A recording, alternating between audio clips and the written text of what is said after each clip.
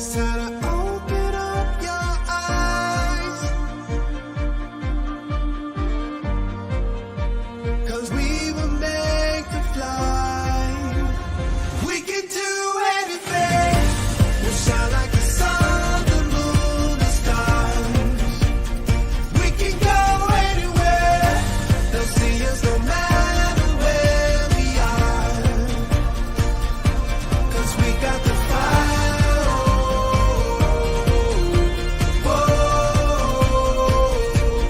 We got the fire.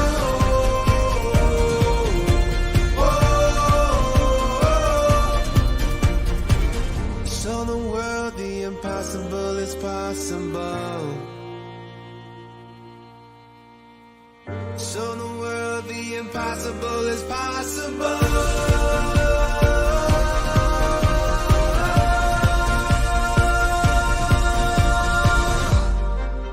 There's a moment when you understand. You don't gotta follow all the plans. It's time to open up your hands.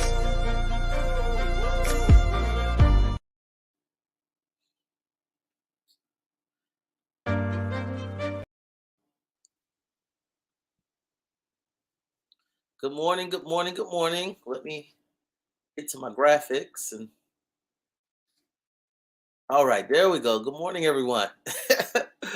Oh my goodness. I'm so glad that you can join me this morning as we delve into uh, recapping yesterday's Board of Education meeting.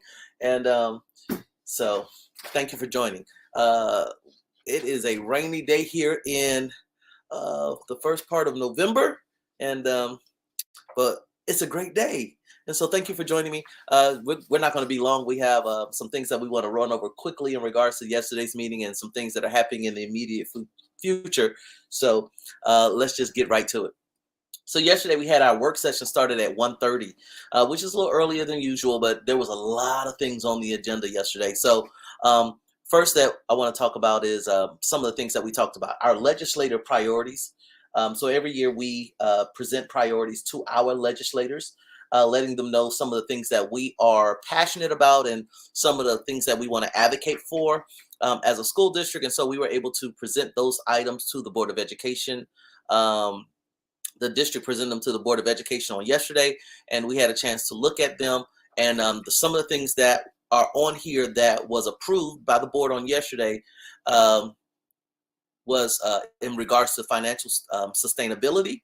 And one of the biggest things is concerning the GNETS unit, which we call it Haven Academy, is here in the southern portion of the county at our former Skyview Elementary. And so that is a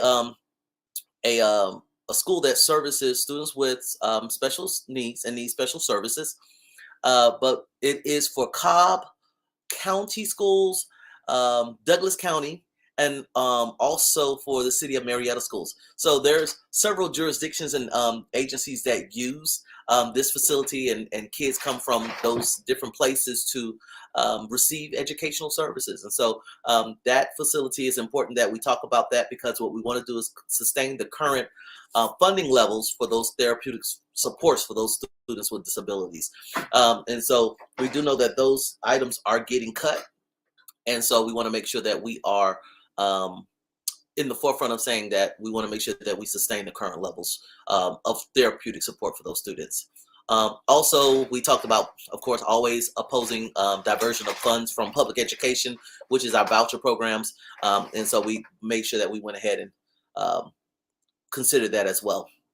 In the education access portion, we talked about sustaining our teacher retirement system, TRS, as it is currently structured. Also wanted to establish opportunities for additional pathways to graduation. And I think that's going to be important as well. And incentivize higher education for teachers. During this particular portion of it, David Banks requested an in-house plan to pay for options for educators. And so he requested that of the superintendent on yesterday. And so I'll be interested to see what that comes back as we look to support teachers who desire additional opportunities for education to support students better. We also asked to apply the charter waivers to our strategic waiving school system process. We are a part of that IE squared strategic waiving school district system, and so um, they want to have those charter waivers applied to our system as well.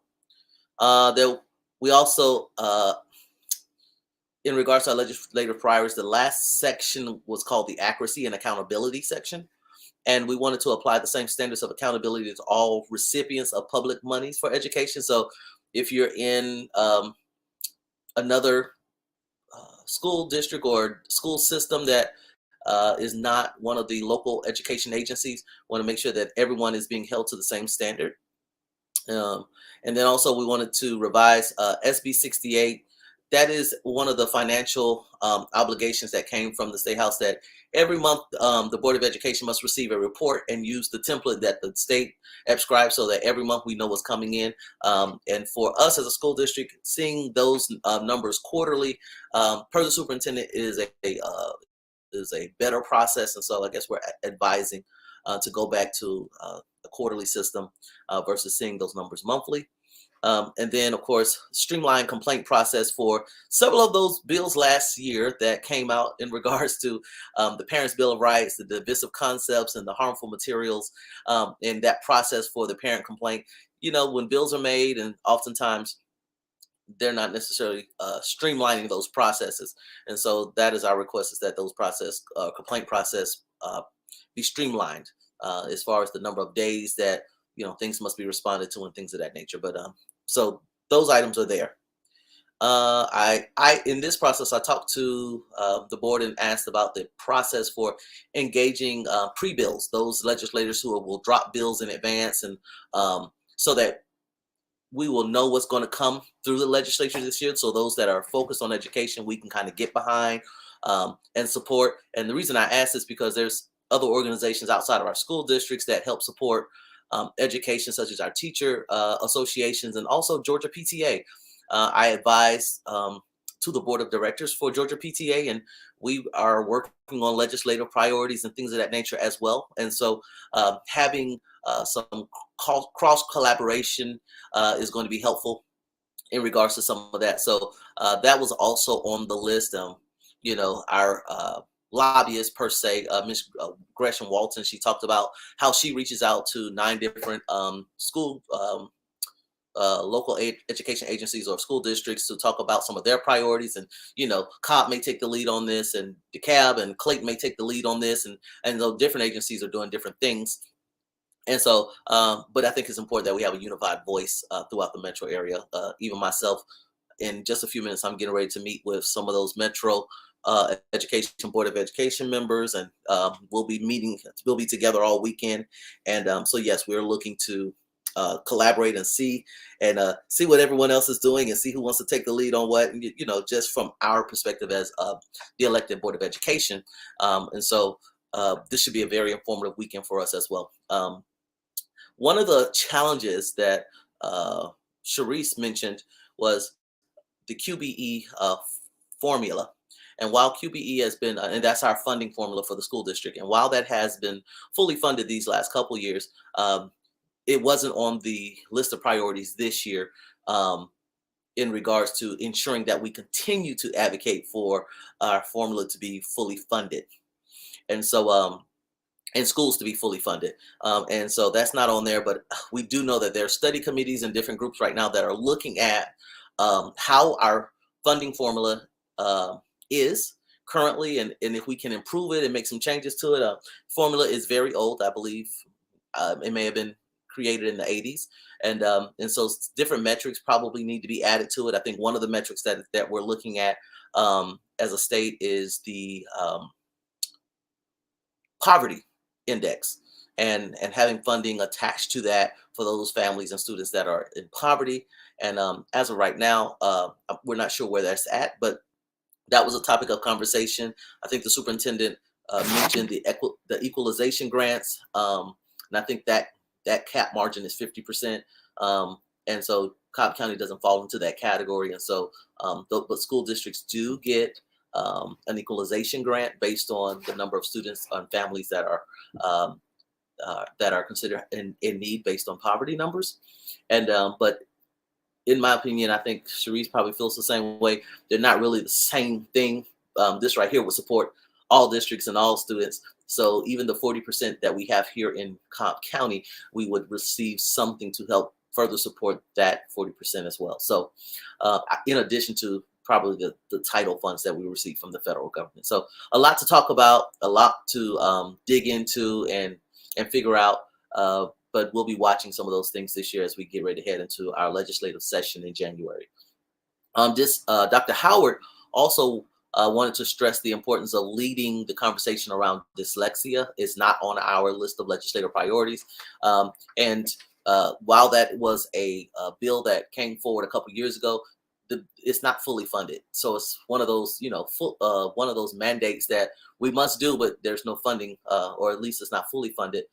Some funding attached to it to implement and make sure it happens. And so as far as training and testing and what instruments we're going to use for testing. And so advocating for that was his request. It did not make it to the final draft as well. But those are some of the things that were talked about. One of the things that, myself, I'm going to continue to advocate for is the amount of money that the school districts receive in regards to transportation. I believe right now we're funded at 15%, and clearly that's not enough to help support, some of the needs that we currently have as we've struggled, as everyone struggled around transportation and hiring and just having what we need to continue supporting the 70% of students that receive transportation services through our buses and different things to attend schools throughout the county. So that was legislative priorities. Love to talk to you guys about that and see where your thoughts are. One of those other things that we didn't necessarily advocate for was the conversation around making sure that we fund more counselors, getting closer to what the National Counselors Association, I'm not sure what the acronyms and names are, but I believe they're saying that we need counselors at 250 students per one counselor, and I think we're probably closer to 450 or something like that. And so making sure we get closer to what the state or what the national recommendation is in regards to counselors, especially post-COVID, we're seeing an uptick in those specific needs. And so wanted to make sure that we talked about that, but it did not make it necessarily to the list of priorities, our legislative priorities, but these are definitely priorities that we're going to continue to push and advocate for in regards to that. So that was that portion. The next part of the meeting, City of Powder Springs, their development authority, Mr. Rob Hosack and the crew came and talked to us in regards to some more development that they have coming out that way. They have a large intermodal company coming to the Powder Springs area, and they wanted to make mention of what it and how that impacts the Cobb County School District and taxes and things of that nature. So thank you, Rob Hosack, City of Powder Springs, for coming to present to us in regards to 20 West Intermodal. That's the name of the development. Okay, so in regards to the meeting, we had a lot of items to discuss. Specifically for those that are in post 3, which is the Mableton area, Austell, and Powder Springs. We had a couple of those items. Let's see. South Cobb High School, our gymnasium addition and renovations for South Cobb High School. We approved a guaranteed maximum price for that so that we can go ahead and get the ball rolling on that. We can get some materials ordered and in place so that we can meet our timeline and meet our budgeting price as well in regards to that particular project for South Cobb High School. So we're excited that South Cobb High School gymnasium project is getting ready to get started and underway. And so we approved that item on yesterday. Also, we've been talking about the transitions for the middle schools here in the Pebblebrook cluster, Betty Gray Middle School, which is formerly known as the Lindley 6th Grade Academy, as well as Lindley Middle School. And so yesterday, the Board of Education approved our guaranteed maximum price for equipment and materials for the conversion of the Lindley 6th Grade Academy to the Betty Gray Middle School. And so we'll be talking a little more about that in just a few minutes, but we're also getting classroom additions to the Lindley 6th Grade Academy and some renovations and updates to that particular building as well, because now we're transitioning from 6th grade to 6th through 8. And so there's some needs that need to be met there in regards to that. So we approved that as well. A lot of different projects, some HVAC and flooring replacements all throughout the county in our schools, and so wanted to make sure that there's a lot going on in regards to SPLOS dollars. So again, thank you for everyone that approves SPLOS. A lot of these things cannot happen if we did not have that additional support financially to improve capital projects within the county. So we're excited about these different things that are coming. Next, we approved some learning resources for K through 12 mathematics. This was a pretty extensive presentation.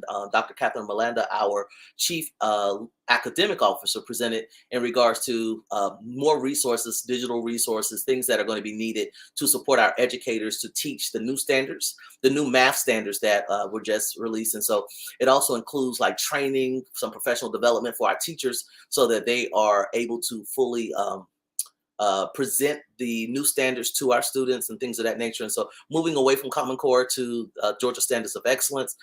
And so there's a lot of different um, changes that we're going to see in regards to some of our standards. And the math standard is one that just was recently released. And so we're working on getting our educators educated and ready to go for the next school year. And so purchasing these purchasing some of this stuff is going to help us have resources readily available district-wide that teachers can pull from to help support our students with these new standards and implementing the math content. So also there was some information in regards to AP, you know, some and that's like a 1-year situation, but some AP information as well. And so we're excited about that particular piece. We also acquired that information as well. So supporting students academically with the resources that the teachers and the students are going to need. So we were able to approve that and get that ready so that we can get those purchases and have the materials ready for the next academic school year. All right. We had some revisions to several of some administrative rules. And so we did take a look at some of those and we did approve those as well. Some of them was in regards to, you know, some of those divisive concepts and some of those other items that came out. I talked about it in the legislative priorities, but some of that we looked at in regards to some of those changes was making sure that we are complying with state law and making sure that our policies are complying with state law. So we did make some changes, some revisions to some of those administrative policy rules that are how we actually facilitate the laws as they come down. So that was done as well. In the evening session, oh, I'm sorry. We also looked at the modification of the existing school attendance zones for the Lindley Middle School and the Betty Gray Middle School. And so we've been talking about this for a while, but you know, and just to recap briefly, there was a 2-part plan to eliminate a lot of the transitions that our students was having. If you were in the Riverside corridor, you went to an intermediate and a primary school, then you would go to the 6th grade academy, and then you would go to the 7-8 middle school before you went to high school. So you had a series of transitions, approximately 5 transitions. And so we've eliminated those transitions back down to 3 transitions: the elementary transition, the middle school transition, and then the high school transition. And so while we have conducted the elementary transitions a few years ago and they're moving smoothly, we are now working on the middle school transitions. So first thing, Lindley 6th grade academy has been renamed to Betty Gray Middle School. It will be a 6th through 8 middle school starting the next academic school year in August. Lindley Middle School, which is 7 and 8, will also be a 6th through 8 middle school the next academic school year as well. And so what was presented to the Board of Education was what those attendance zones look like. Just to let you know, we have already started having meetings in regards to this, informing the community about what to expect and what school you are zoned for and things of that nature. And so it was presented to the board on yesterday as well for consideration. And so I believe a couple weeks ago, James Wilson, who works with our school district in supporting a lot of these measures, he met myself and I. We had a joint meeting at Lindley 6th grade academy a couple weeks back, and we talked with the community. Approximately 80 families showed up. It was exciting to have a room full of people that's just very interested and engaged. And a lot of questions came from that meeting. And so we were able to have that meeting with the promise that we're going to have several more. Yesterday was our Board of Education meeting, and the voting session started at 7, but at 6:30 I was on a Zoom call with Lindley 6th grade academy PTA presenting the information as well, so that we are trying to reach everybody, whether it's through the PTA, through the school, through the district. We're trying to exhaust all measures to make sure that we're well informed, because again, it's nothing worse than starting school next year in August and you put your child on a bus and you think they're in one school, but they're actually in the other school. So we're trying to make sure everyone is aware of the changes, and also what the schools will be presenting next year as far as programming, after school, the enrichment opportunities, STEM, things of that nature. And so these are all the conversations that are being had right now. So, and this is a good segue. So starting Monday at 6:30 p.m., the Mableton Improvement Coalition will also be hosting an education town hall at the Mabel House Art Center at 6:30 p.m. to also discuss the middle school transition. So those families and community members that want to come out and hear the presentation and see how the schools are being divided and the attendance zones, and have feedback in regards to the new school for next year, I want to invite you out. I will be there presenting. James Wilson will be there to present as well from our school district, and also our board member-elect Becky Saylor, who will be representing Post 2 in January. She will also be there to help field questions and to and just hear from the community and be a part of the conversation. So that is going to happen on Monday at 6:30 p.m. At the Mabel House Art Center. And so we're thankful for the Mableton Improvement Coalition for their continued engagement in education in the southern portion of the county, Mableton area specifically.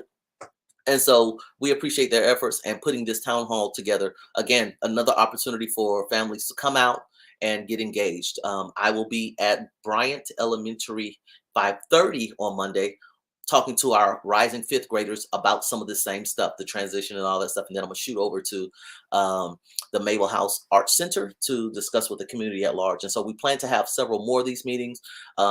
Lindley Middle School, I'm the PTA president there. We're gonna have a meeting in regards to it as well. We're gonna be going to all of the elementary schools, Riverside, City View, Bryant, and Clay Harmony Leland. Through their PTA, we're going to be hosting, information sessions all throughout until we get to January as well, because we want to make sure that we are giving you all the information and an opportunity for feedback as well. January 18th, I believe, is the date that maybe the 20th. Don't quote me on the date, but sometime mid-January, the district will come back and we're going to have our academic team with us, and we're going to be able to discuss programming pieces, what type of enrichment opportunities we're going to have, what type of extracurricular activities are going to be available for our middle schools. And so a great opportunity again for us to get informed in what's available. But then that also leads us into February, where we're going to have school choice options. And if your child, you want them to stay at Lindley, or you want them to stay at the sixth grade academy, which is now Betty Gray Middle School, you have some choice options there. We're going to discuss that process and what that looks like. And so it's going to be a lot of information over the next couple of months through January and February, making sure that we are ready for August of next year. So we're excited about all of that. We're excited about the communication, the engagement that the school district has allowed us as a community in regards to this process. And so I actually made that statement yesterday, that I was appreciative that the engagement that Dr. Howard and I have had in regards to the planning of this, and making sure that it's going to be as seamless as possible. We've been working diligently and hard, and so I'm appreciative. Thank you, Dr. Howard, and thank you, Mark Smith, and everyone at the school district who has had a part of this. Our Chief Academic Officer, Catherine Miranda, our Chief Leadership Officer, Sherry Hill, they've all jumped in, made this a priority, and so we appreciate that. Thank you. We also, moving forward in the evening session, we gave a special recognition to Senator Lindsey Tippins, who served on the Cobb County School District for many, many years. And then he became a senator here in Cobb County. He actually chaired the Education Committee for the Senate as well for many, many years. And so we wanted to make sure that we appreciated him as he's retiring, appreciated him for his service to the Cobb County School District, to education statewide, and also as one of our Cobb senators as well. So we were able to do that in our recognition portion of the meeting, and his family came and he got a nice plaque from our foundation. It was just a beautiful presentation. So thank you, Senator Lindsey Tippins, for your service to the Cobb County School District and to Cobb County in the state of Georgia. And then we went on to recognize several schools that are Cobb STEM certified. And we're excited about this. I saw Norton Park on there. Our principal at Bryant Elementary just came from Norton Park. So she was a part of that process of getting the school ready for to be STEM certified. And so they did get STEM certified just recently. And so we're looking to see some of the same things happen for Bryant this year, next year, under her leadership. And so thank you, Tamika Curry. Principal Curry, sorry, not Tamika Curry, but Michelle Curry, Principal Curry. We thank you for your leadership at Norton Park, but now also at Bryant Elementary as we move forward to work on some of our STEM initiatives at Bryant. We're excited about that. But also in Post 3, Tapp Middle School got their Cobb STEM certification. I believe it was the latter part of last year.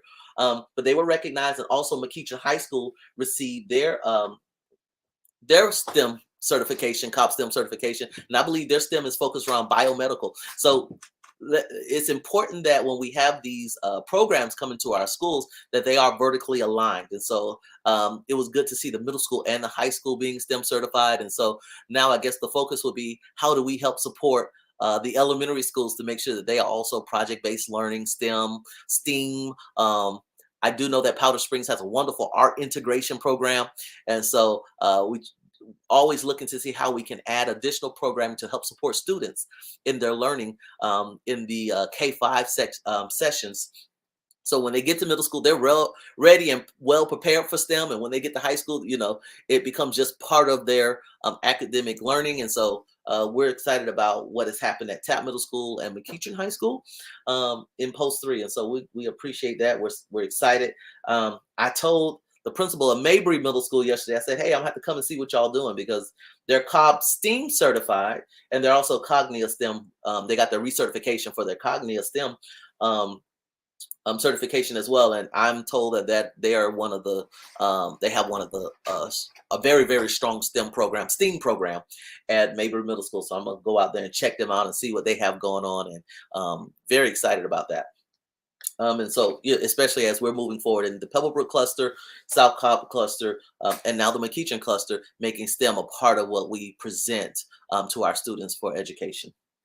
All right, I don't have anything else other than let's going through who spoke at public comment. These are the citizens of Cobb County, and parents, teachers, and property owners, and what their thoughts were and some of the things that they want to share. So in the morning session or the afternoon session, our work session, we had two speakers. The first person was Jenny Peterson. She's a regular speaker. She's a Post 2 resident, and she wanted to talk to the Board of Education in regards to citizen concerns. She helped campaign for one of the candidates. And so, while we're out on the campaign trail, you can imagine we speak with a lot of different families in the communities that we're serving. And so she wanted to share some of those concerns with us, and basically asked us as a Board of Education to do better in regards to communication and reaching out to the community and supporting the community. So thank you, Ms. Peterson, for your words. And then the next person was Heather Tolly Bauer, and she is watching the Funds Cobb, and she also advised at the Cobb County School District Board of Education that we do a better job in making sure that we cure some of the things that tend to be challenging for the community. And between Jenny Peterson and Heather Tullabauer, some of the things that they talked about was making sure that communication is good and that it is also balanced, and that we don't necessarily have to always spin the truth and things of that nature, or spin the other facts. Also in regards to COVID reading delays and learning loss, and also talked about fiscal responsibility and some fiscal concerns, safety concerns. They want to talk about board member conduct is one of the items that they mentioned, and also divisive concepts and what that really means and how it affects education within our schools. And those were some of the items that they wanted to discuss.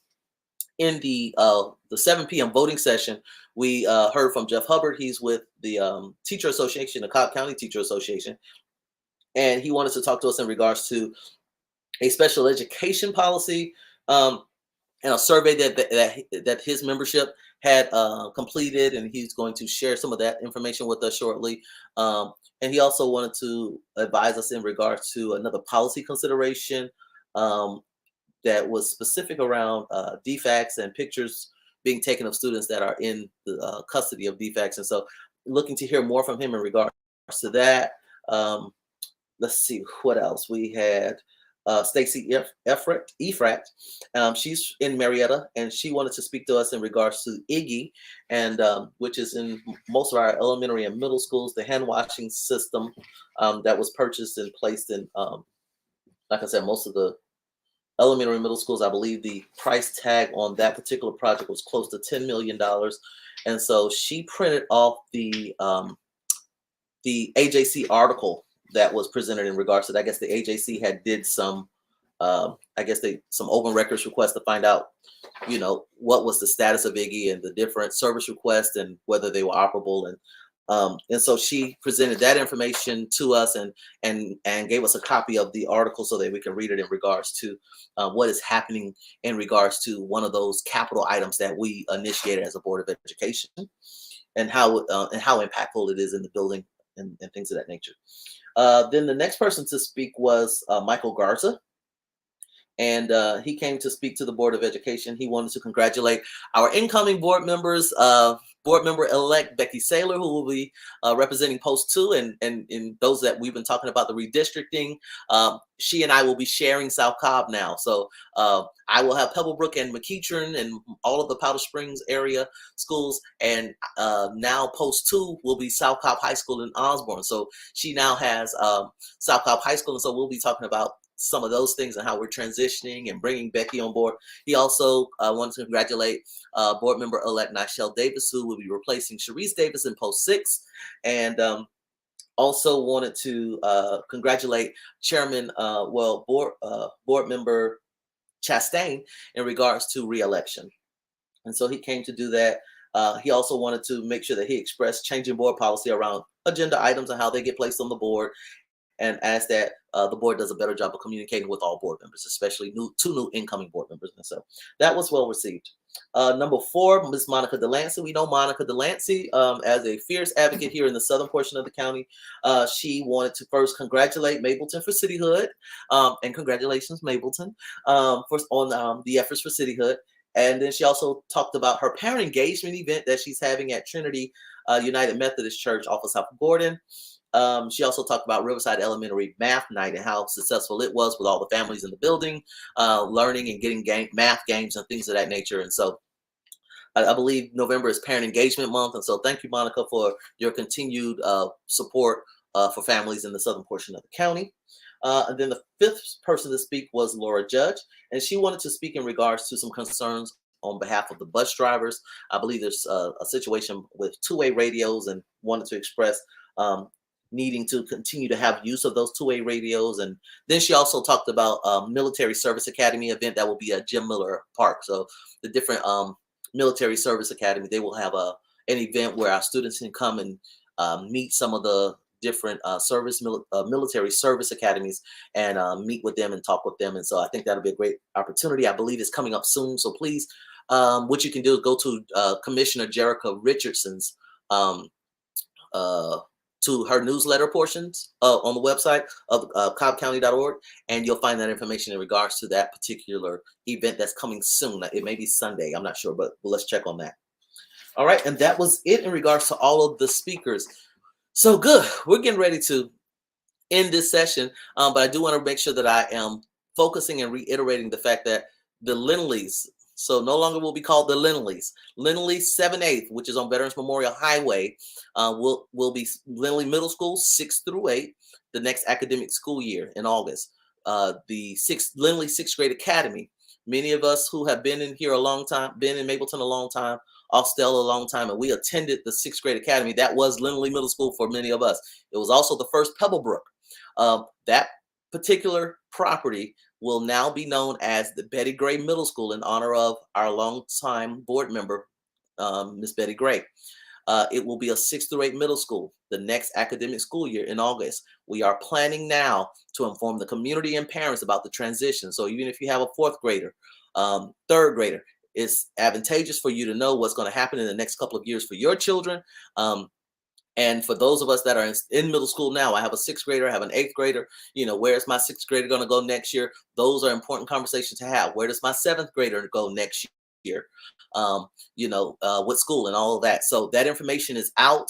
We will be meeting on Monday because the Mableton Improvement Coalition is having an education town hall to discuss that information. So please come out on Monday, 6:30 at the Mabel House Art Center. Myself, the incoming board member-elect Becky Saylor will be there. James Wilson from our school district will be there. So please come on out. Again, congratulations to McEachin High School, Tapp Middle School on their STEM certifications. We are excited about that. In fact, I can't wait to come and take a tour and see all the great things that are happening in that area of Post 3. And as we continue to support great education and support our students and educators. So thank you. As always, if you need to get in contact with me, please reach out. I'm always available to hear you, to see what we need to do and to advocate and help us get some of the things that we need to improve education here in Post 3. So thank you and enjoy your weekend. I'm on my way to Knoxville to meet with some board members from around the nation, but most importantly, other elected Board of Education members here in the Metro Atlanta area for our winter convening. It's just a time of conversation and vision planning and growth and development. And so we're excited about that. And so we're getting ready to head out of here shortly for that. But everyone else, enjoy your weekend. It's raining outside, but enjoy your weekend. I don't want to advocate for anything specifically, but I am. Black Panther is out. People have already spoiled everything for me, but please go out and take a look at that. I hear it's probably one of the best movies of the year. So enjoy your weekend, do something fun, love on your family. Just know that Thanksgiving is coming up. The full week we will be out of school. That is coming up the week of Thanksgiving. We're out of school. So this is a time to be thankful and enjoy your family. Eat good, but be prepared to work that off and love on one another. All right. Thank you. And we will talk soon. Bye.